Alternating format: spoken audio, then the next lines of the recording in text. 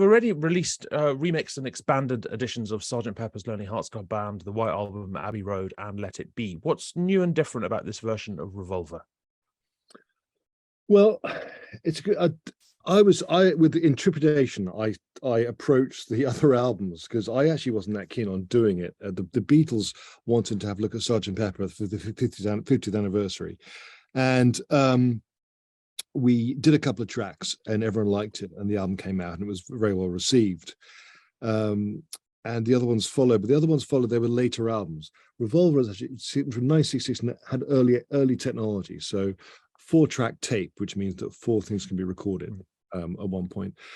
It wasn't until last year that I was working with Peter Jackson on the Get Back documentary that we developed this technique of being able to separate audio. So the Beatles recorded live as a band, guitar, bass, and drums into one track. So it's like a telephone recording, if you like. And we found a way of separating the drums, guitar, bass, and so I could then mix them. So this is what Revolver is. Revolver is this version of Revolver has the band more in the room, if you like. So the first track, Taxman, has the guitar, everything on one side and the vocals on the others. People remember it. And now we are in a more modern era, if you like.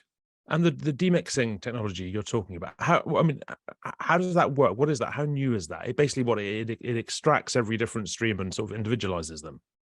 Yeah, a lot of people have been trying to do this. I worked on a Ron Howard film, a Beatles Ron Howard film called 8 Days a Week, where we removed the crowd, remove the screams off the band so I could, make the music sound better. But it was fairly rudimentary. And the technology hasn't been that great. And a lot of people have been working on this technology. It sort of took Peter Jackson's team, and they're pretty incredible down in New Zealand, what they do. They sort of lock themselves away, and actually lockdown helped us because we did lock ourselves away in lockdown and worked on this. To the extent where if you imagine baking a cake and then asking for the elements of that cake to be completely separate, like flour, milk, sugar, it's that, but it has to be remarkable. For me, it has to be separate and clean, if that makes sense. It can't sound digital. And that's what they did. I mean, you could take the bass and guitar off of Ringo's drum kit, and I could hear the squeak of his kick drum pedal. And I have no idea, and people give me credit for this, I have no idea really how it's done. Just sort of I worked with a guy called Emile Delaray, fantastic name, who was the dialogue editor for Get Back on this. And essentially, it's machine learning and AI that if I can give John Lennon's guitar to him on its own, little burst of it, the computer will recognize what that guitar should sound like and remove that from the track. And it's sensational. And the interesting is only the Beatles have used it so far. We're trying to expand it out. I think when they operate the computer, sort of New Zealand sort of shuts down for a bit. Planes can't land because the processing power required. But it's hugely grateful. I couldn't have approached Revolver, which is something that fans have asked me to do for a long time, without the technology. And how do you personally see what you're doing? Do you see it? Do you see yourself as basically producing the album that they would have done at the time had the technology been capable, or are you creating something original? No, I am. Well, I mean, people have to remember that I'm still working for the Beatles, so Paul and Ringo are very much alive and involved in this. I like to think that yes, exactly. I am. I knew my father very well. He was my dad, but also we worked together because I was his ears. He lost his hearing and brought me into his studios, and that's how I trained to do what I'm doing. I kind of think that yes, I'm doing what they would have done if they had this technology.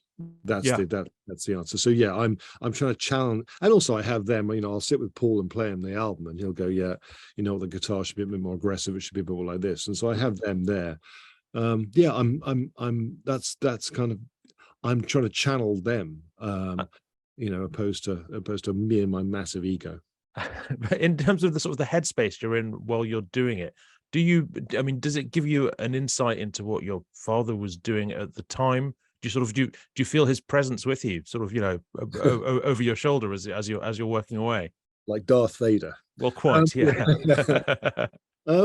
Yeah, I do. I mean, I knew him really well, and I knew what he liked and what he didn't like. I have to have an opinion of my own, because otherwise you'd go mad. You have to go, I'm not sort of working with ghosts, as it were.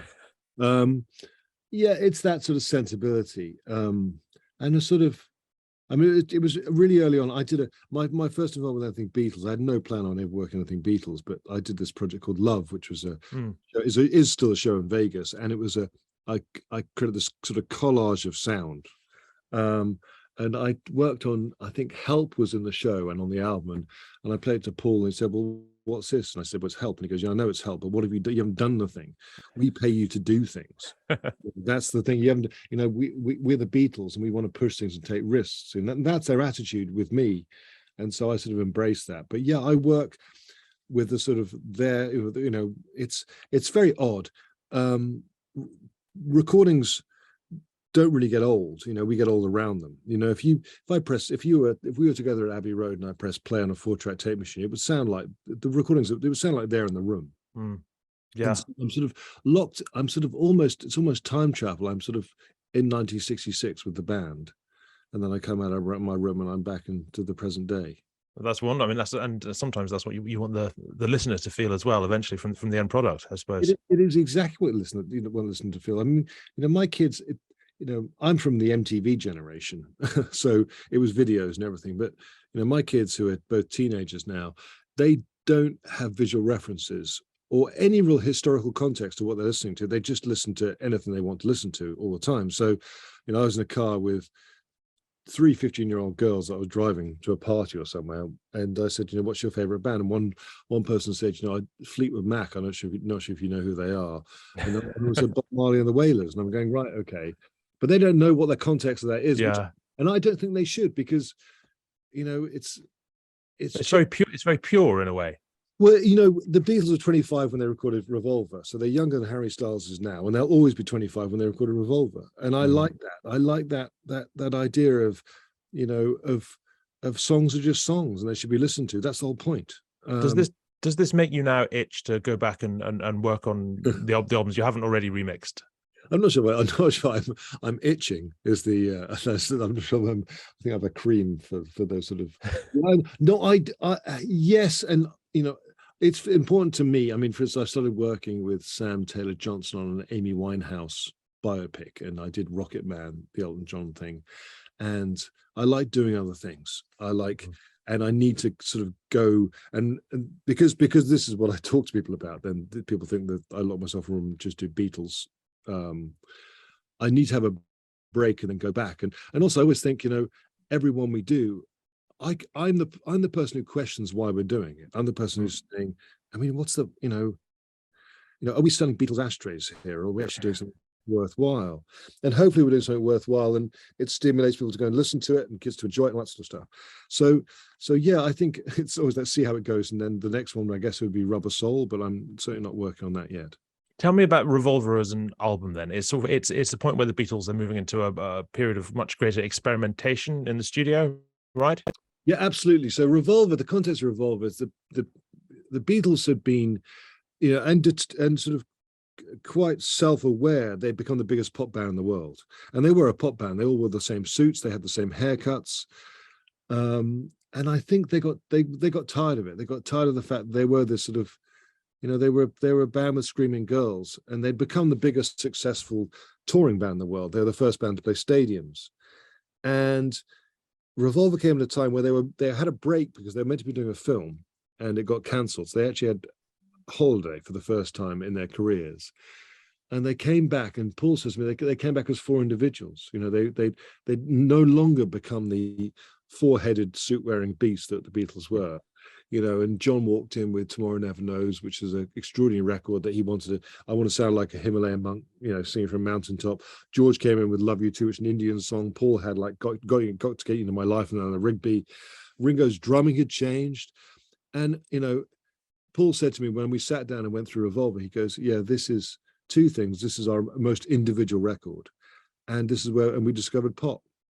You know, that's the 2 things, and they go hand in hand to a certain degree. And you hear it on the record. It's more of a concept album in lots of ways than Sgt. Pepper's, where they put the suits back on, but they were just different suits.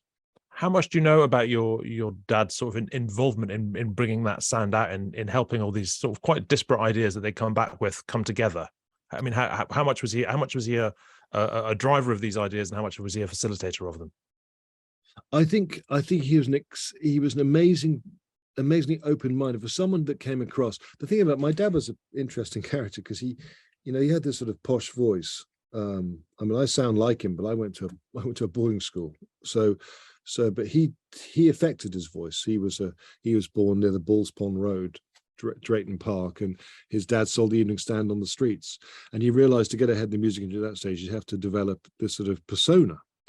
And so people thought he was upper class and a bit like Prince Philip. At the same time, he had a working class mentality and very open-minded. And when John would say, I want to sound like I'm singing from a mountaintop, or the band said we wanted to sound like this, he would just go, great, okay, how are we going to do this? How are we going to be? And so he's a facilitate that as that goes. And then he opened their minds to the fact that, they listened to Bernard Herrmann, his score of Psycho, where there's the stabbing in the shower, and that's where Eleanor Rigby came from.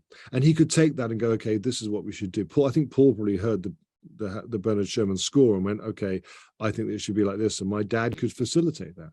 So he was like a satellite dish of ideas that managed to take all of these crazy disparate ideas from 4 different individuals and condense them down onto a small disc, and that's what he did. And the importance of Revolver, quite separate to the popularity of it, or indeed the excellence of it, the importance of it, the legacy of it. Would you put that down to the whole, or are there are there highlights in particular songs that you think that that moment there changed the world? I'm not sure.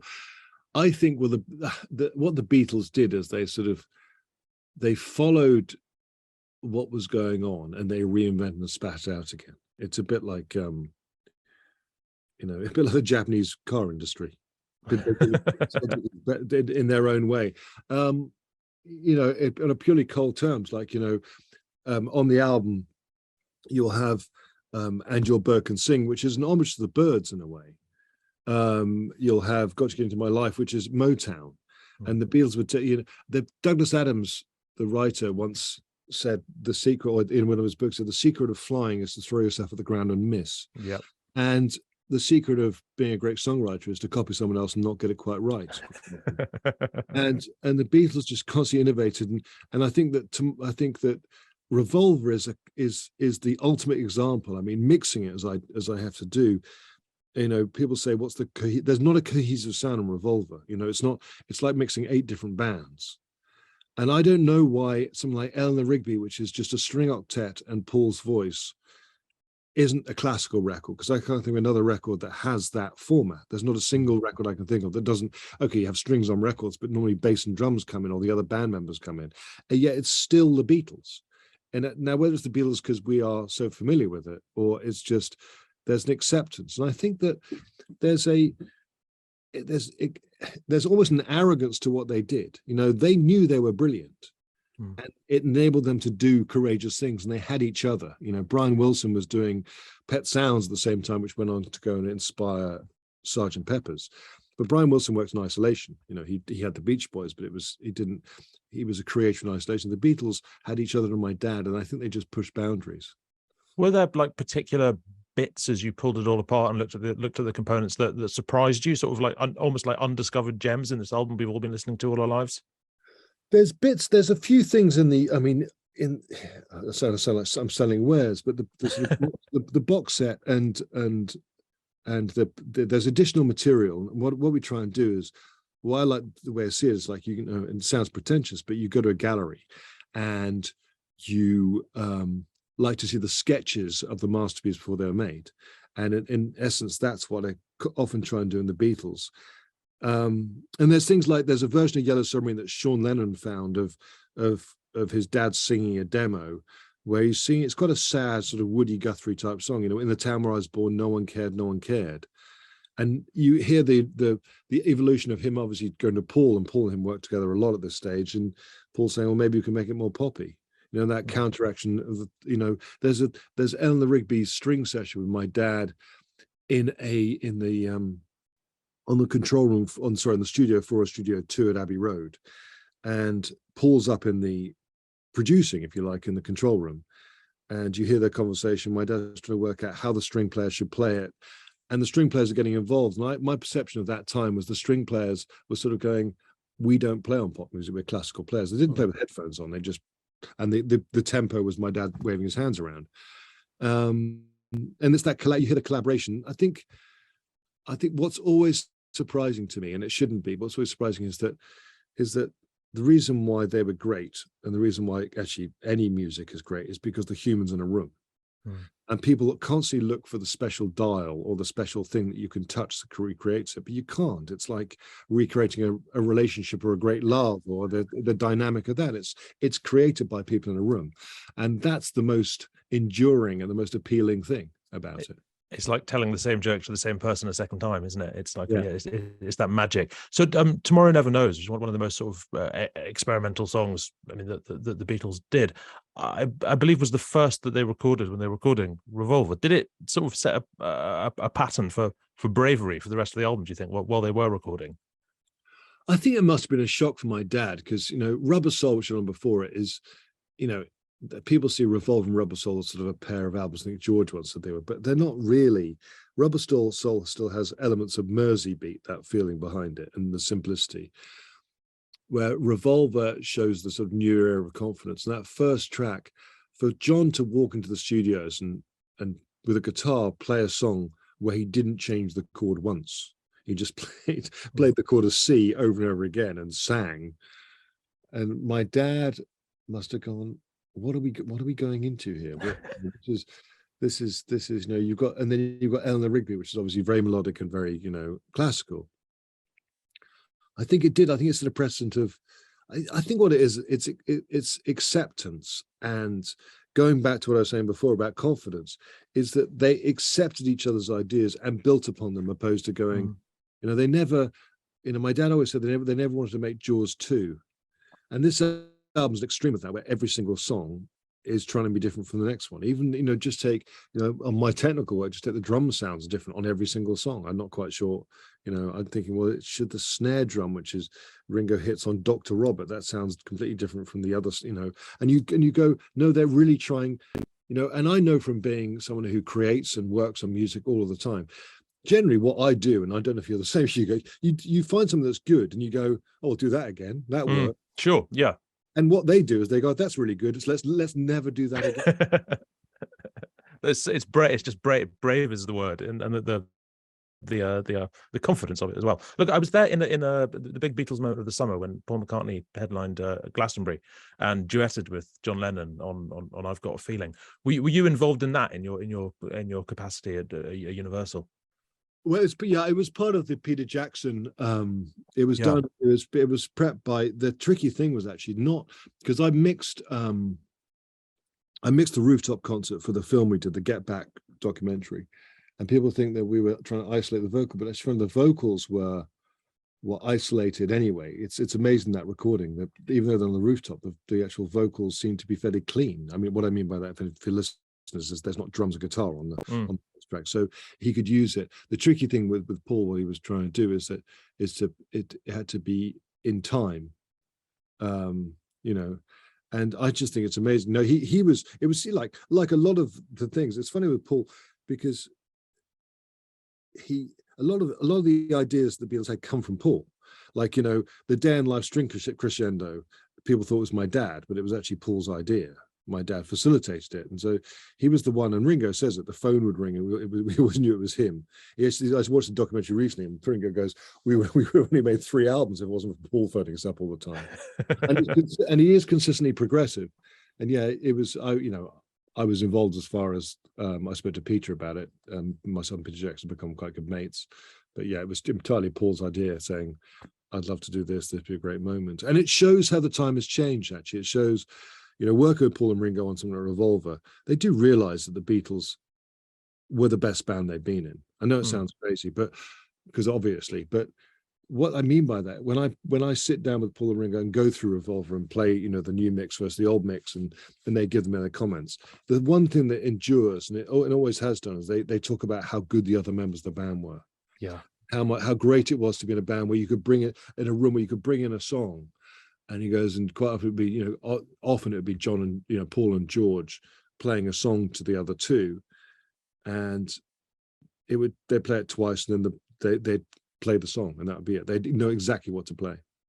You were we were talking about Get Back. You were the music supervisor on Peter Jackson's Get Back. That must have been a sort of a hell of a journey getting that sort of, well, I guess from a viewer it seems like been a hell of a journey getting that deep into the whole of the music, being so consumed by it and then producing such a long work. But then I realize as I'm asking this question, perhaps that's what you do every time you work on anything, and it's merely that the viewer doesn't normally see the intensity of it.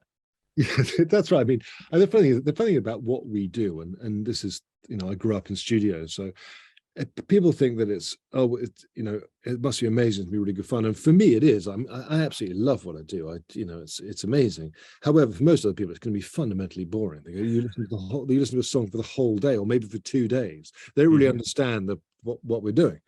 It's like, okay, it sounds the same. I'm still listening to it.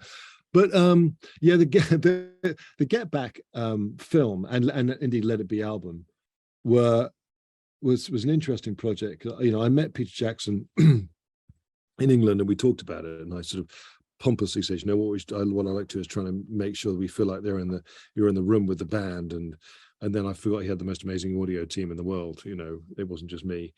And then lockdown happened, and so we worked entirely remotely. I had built a studios in a cottage with a kitchen table and some speakers and did the whole thing. But I think lockdown meant that Peter Jackson could then go, okay, he loves a trilogy. And so it went from 2 hours to 7 hours, 7.5 hours. And we developed a whole lot of technology around it, which brought on Revolver.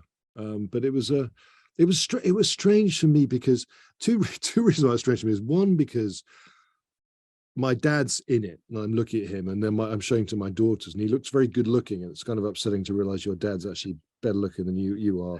And also he's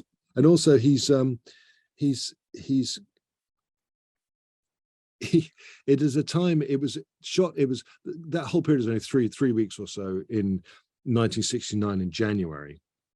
I was born on John Lennon's birthday, October the 9th, 1969, and I was conceived during that period of time. Wow. So one of those days I'm looking at my dad was the day I was conceived in. And that's when does he have a smile on his face? Yeah, you're trying to catch the glint in his eye. Yeah, remarkable. Exactly. Or maybe the glint in his eye would be before I was conceived. Is it, you say you grew up in studios, but is it, I mean, I've read, is it true that you grew up without a huge sort of awareness of the Beatles generally, and were discouraged by your father from sort of following him into music? Or has that been overstated? No, it's true. It's absolutely true. I didn't think I listened to the White Album until I was about 22 or so, 21. The thing about, and this is true with a lot of artists and people,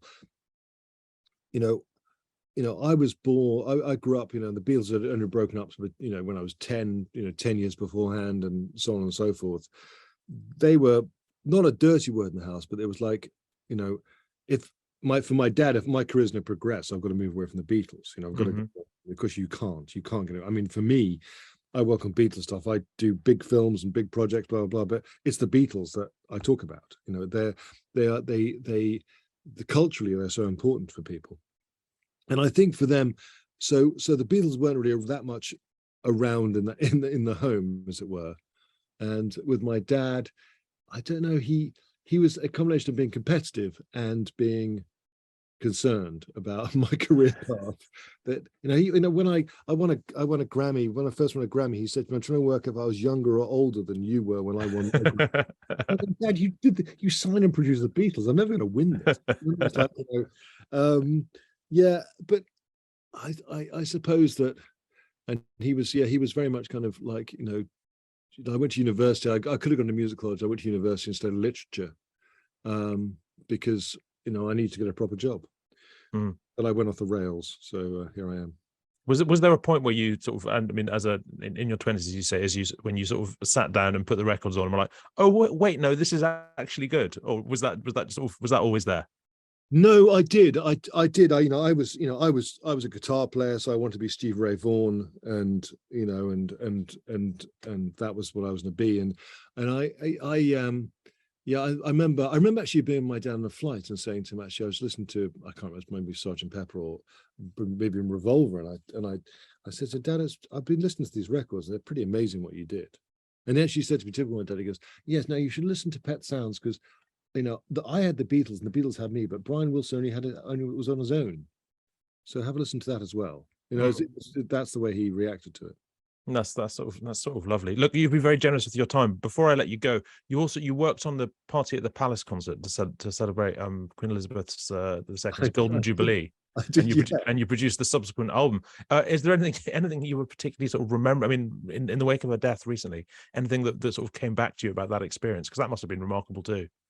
It was. You know, I'm really happy you asked me about that because no one ever asked me about that time, and Mm. it was a long time ago. And it was 2002, and it was quite extraordinary because that was actually in Buckingham Palace. So there's a blue door. I'm not sure if I'd say this actually. There's a blue door in Hyde Park Corner, which is how I'd go to work. I'd knock on the door, and there'd be a policeman there, like Alice in Wonderland. I'd walk through the grounds to get to. And it's funny after you go and you suddenly realize you're walking through the gardens of Buckingham Palace to go to work, and it was quite extraordinary, that concert. There are so many memories.